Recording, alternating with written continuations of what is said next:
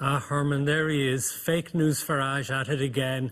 Bluffing away, Always. all nonsense, getting a bit of airtime for it because he's talking all sorts of nonsense, which is entertaining. We would rather be factually correct than... But then why don't you try to be? Politically correct. Rather than being, as we have it now in Ireland, the three main parties, they're all Euro loyalists, European Unionists, they all believe in Brussels control. Like Juncker was here last week, he talked about solidarity with Ireland. What solidarity did he give to Ireland when they imposed their 64 billion bank debt?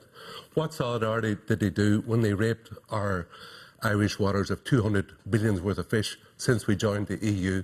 And what solidarity is the EU going to give to Ireland when they're going to shaft us and they're going to shaft our corporate tax regime? Herman, I want to be nice to you, but I like you can I tell you, you have a hard neck. Every promise that Nigel Farage made, you're going to get 350 million back a week and it's going to go into the NHS. He never said that. You're going to get a trade deal with everyone from Iceland to Russia. There's no sign. They're not afraid to make their trade deals. What you have in trade deals. Every promise they made. Turkey was the big bogey, was going to join the EU, not happening. Everything you asserted, Macedonia and Albania everything you asserted in June 16 hasn't happened. Well, what we campaigned for was for Britain to leave the European Union and other countries to follow. We, from the beginning, made an argument from a very minor position 25 years ago when UKIP started off.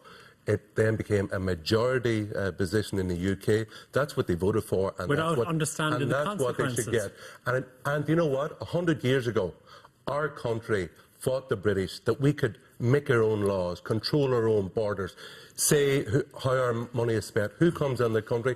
And now, 100 years after that, we are little playthings of Brussels. OK, let's go to our politicians to ask them. Is that a fair assessment, Lorraine? I don't think so. I don't know where you have been, Herman, for the past number of years, but there's an 80% satisfaction with the European Union and our membership of the European Union here in Ireland. So that's really the reflection of where we are. That kind of rhetoric doesn't go down well here. It might have gone down well in Britain. There was a majority voted to leave the European Union, and we respect that, but we're not going anywhere down that line. OK, tell me about the vote in Nice 1 and Lisbon 1. You're not interviewing anybody here. Ivan and Matt can be asking me questions, so I'm not going to be taking questions from you. But what I will say is that we are very happy here in Ireland, in the EU. We're very concerned, obviously, about Brexit. Well, let's have a referendum. Just on Lorraine. There is no public appetite for a referendum. How about when all the terms and conditions are laid out, how about a second vote? That's up to the British people. What I am here, what I organised in February was a Irexit Freedom to Prosper conference. That was for Irish people. And it was a damp squib, with 600 people. 600 people, and we haven't heard anything since. And we are calling for Irish people. And most of them weren't actually Irish. Herman, and their money. Ireland has prospered by membership of the European Union by any rational analysis. We now have a much bigger market into which we sell. Yeah. We have an economy which is so much better. There's something much more critical. We have a currency called the euro. Britain didn't have that. For us to leave is much more complicated. Yeah, it's almost and impossible. What did the euro give us? So we had cheap euro credit. We had cheap migration from Eastern Europe. We had a boom and bust economy, and in 2012, 152,000 people emigrated out of this country because of the euro and because we lost control of our borders. But Herman, there are more people working in Ireland now than there were a decade ago. And what percentage of those are Irish people? What's the percentage? Oh, hang on, what do you mean now, Irish people? I'm just stating the facts. Are you starting to stir a racist pot here now in Ireland? Absolutely. That's exactly what he's trying to do. It was cheap euro credit. Interest rates were 2% to suit Germany. They should have been 8 or 10% to suit our economy. We also had an oversupply of cheap labour from Eastern Europe. It gives a building boom. 1/4 of the people in this country were building houses. We were importing Poles to build houses. But Herman, those were Irish mistakes. Fergus. Yeah, well, I think that Ireland, as Lorraine and myself would agree on this, absolutely. We're very happy to be part of Europe. Our economy has done remarkable in the last number of years. And notwithstanding the points that you make, our future is with Europe. That's 500 million people. That's what we're part of. But is Leo a gopher? No, he's not a gopher. We are the best Germans in the class. He's a patsy. But I think, hold on a second. Hold on a second, Hermann. Cat's paw. That's all he is. You can call him whatever you like. He's Junker's buddy. The fact is that well, the it's European your Union... mate been Matt, Putin's make buddy. the point, please, that all of the countries in the EU are absolutely ad idem with Ireland, that there must not be and there cannot be a hard border, and that there will be no progress with Britain leaving. There will be no deal unless and until that is sorted out, and that is hugely important for us. We have absolute... But you call them whatever you like. That's where we were on the 15th of December. That slipped sliding away. No, with each passing week. But whatever way you look at it, it is exceptionally clear. Last week in the Dáil, today in Europe as well, you had the Dutch Prime Minister, you had Juncker, all saying, yes, we must get this deal. If this doesn't happen with Ireland, there will be no deal. It was supposed to happen at the June meeting. There's not a single party in Ireland or in Britain that wants a hard border in Ireland. Not a single party. Well, you want to sunder the European Union. Barney, the EU which is absolutely... One voice, please, one voice, okay. I want to get back at this. EU border management means... Barnier, their little henchman, said EU border management means customs control. Juncker came over last week. He said that Irish borders are EU borders, just as Irish waters are EU waters, and they raped us for 200 billion. I'd ask you to stop using that word when you're referring. That's very disrespectful. The EU is the only organisation which wants to put a hard border. Okay, Ferguson wanted, then we get Terry. Yeah, the most important thing about Europe is that it is working. That because of the European Union, we've had no... Well, hold on a second now. Hold on a second. Like you talked about 100 years ago. You had the First World War, you had the Second War. You had Europe, hold on a second. Europe sundering itself apart. Individual countries at each other's throats. Europe was all about peace in our time, and that's what's important. Terry, will you bring some clarity to this first? You want to divide things. You want to destroy the UK. You've destroyed the UK.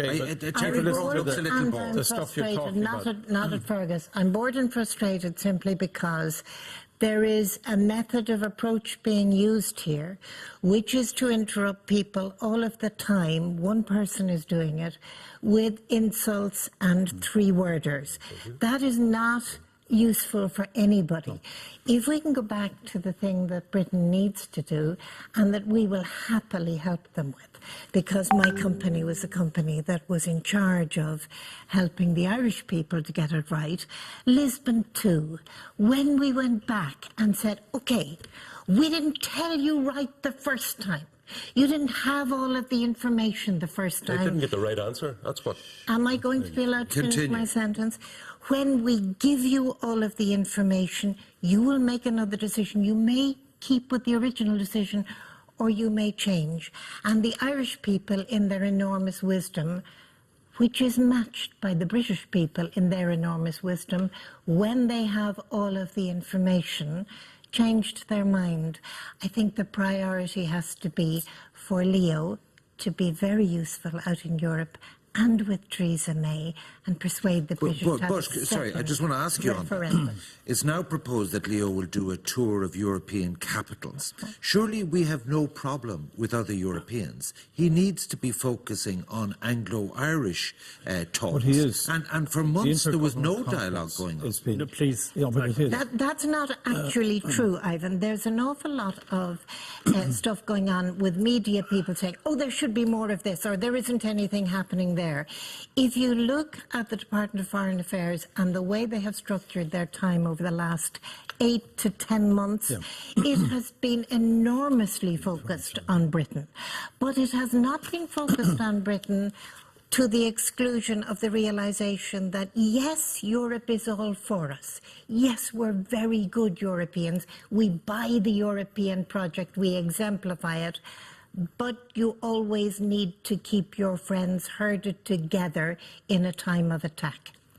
But the Intergovernmental Conference is meeting in July. Yes, 25th, the first time since... Between the British and Irish governments. Yes, and that's what's the significance of that? You were making the criticism that Leo was doing the European capitals. He's doing that, but at the same time, Simon Coveney and the British government are meeting to discuss things which are not germane or part of the Good Friday Agreement, but are hugely important to both. He hasn't made any progress in terms of Fianna Fáil have been calling for more direct Anglo-Irish dialogue. Absolutely. And that's what's happening. Let's hear Fianna Fáil. And we're very concerned that we haven't actually come to a position here in June in relation to the border, and it seems that the border has been pushed out and pushed out, and there's a timetable there in place.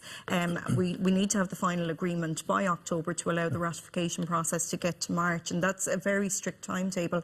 And if we kind of come with the Irish border up to the October deadline, we haven't an agreement reached on it, I think it leaves Ireland in a very vulnerable negotiation position. But doesn't the position. backstop actually give us a situation whereby if no deal is reached, then it means the British have already given us a firm commitment that they will not allow the border to come into place, that they will keep Northern Ireland in the same place. But how does that actually occur? The last line of that whole agreement, if you read the whole thing, that is in the event of no deal, there ain't. Nothing is agreed until everything is agreed. I'd say in Leo Varadkar worked for 2 years in Brussels, part-time. He was vice president of the European People's Party, which is a bunch of EU federalist fanatics. So he is representing the benefits of Brussels to Ireland. He's not representing our best interest. And I will concede one point, Terry, about the Lisbon 2 campaign. So they ignored us in Nice 1, they ignored us on Lisbon 1, but we had a very large, well-funded campaign, and we voted again. And I really loved the Fine Gael slogan at the time, vote yes for jobs. It turned out to be true, but you know what? I was the only one who got a job out of it. Everybody else who got a job had to emigrate out of Ireland. But then I suppose... I mean, you seem to disregard what I told you earlier. Also got a job we now have more people working in Ireland than we did 10 years ago. We're at the highest ever level of 2.2 million people. Aren't we repeating the mistakes of 10 years ago? No, we're not. No, there's no credit bubble. There's no credit bubble. And the people working in construction is a quarter of what it was 10 years ago. Right. Last night, what was that burn? We have lots of problems in this country, Herman. We know that. We know that the European Union is not perfect. But everything that you're giving us seems to be destructive. You want to tear down the European Union. What is the real motivation behind Nigel Farage and you? Are you Russian patsies? Are you doing this for Putin? Are you doing it for the people who keep Donald Trump You've been putting around the place for too long. No, that's a relevant question. Look, given Nigel Farage's links into Russia today, given his links to Arab banks and all that, tell me the answer. I'll tell you what I want. I want the Irish people, once again, to have the ability to be masters in their own house. You're not answering my question. To make their own... Am I an agent for Russia? The nearest thing I get to Russia is drinking the odd vodka and maybe the odd black Russian, but that's the height of it, Matt. Did you read the Bloomberg piece on how Nigel Farage, on the night of the referendum, lied about what he knew about the exit polls to try and help manipulate the money markets? I was there in the House when we were discussing it. I was there, and believe me, those allegations are a load of tat. Well, I let it to people to read it on Bloomberg for themselves. Can I just to you, Terry? There is one point on which Herman is correct, and that is, if there is no deal, and if there's a hiatus on the border, the one people who will insist that there is a customs patrol is actually the EU, because it's an EU frontier. And if you go to the Sweden-Norway border, and that there is a chance that at the 12th hour we could be left in the lurch on the border question. It's not an issue of being left in the lurch. The fact is that that backstop was never guaranteed. I mean, Herman is quite right. Nor could it be. And if Britain goes in a chaotic, catastrophic way, which is very possible, we got a hard border. Yeah. We will, because we are a great nation and masters in our own house. We'll manage that too. Well, I would disagree. What happens if Ireland Ferguson, because this is a point in your favour. Yeah. No, it's not at all. The point I want to make is that... No, the question is this. Yeah, the question is in the event of a crash out of Europe, the people who will say, oh, hold on a minute, EU regulations on straight bananas and tariffs and all this, it'll actually be Brussels will tell us to enforce. But the World Trade Organization will also insist on their border as well. So that's what Britain will be part of. So the second point is that Britain is very clear, Theresa May is very clear, there will not be a hard border. And our commitment is absolute in that respect. Yeah, but they might put it in. But the problem is that we might have to put it in. That's the point. It's the EU. I believe Theresa May when she says that the British doesn't care about Northern Ireland. Ireland will not put it in at the behest of Brussels. The EU have also rejected their own report to the European Parliament, the Borders 2.0, about the frictionless smart technology border. There was the EU report. They have rejected that. Why? Because they want to use Ireland as a pawn to keep Britain in the customs union and... Well, that's your conspiracy theory, Lorraine. I think what's very clear now, and Terry alluded to it, that the backstop isn't bulletproof and it isn't cast iron, as we were told last December when the boys came back from Europe and it was this big celebration they'd gotten this great deal. We still haven't seen how it will work, and like I said, I'm very worried that it will rumble on. We'll end up in October and we'll be blamed then for holding everything up. Politics is the art of the possible, and that the British and Irish government are meeting, obviously, in bilaterals tonight, and I think the Intergovernmental Conference will be hugely important in finding a solution. It's up to politicians to find a way around the roadblock. It is there. Can I ask believe you a it will question? happen. And Juncker came here last week, and he said his very words were, we need to start planning for a crash-out border. Of course, yeah.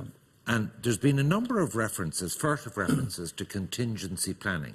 Can I ask you, what is the arrangement for Dublin Port, Dublin Port in particular, in relation to customs? Is it true that people have been trained and procedures and paperwork is being prepared as we speak?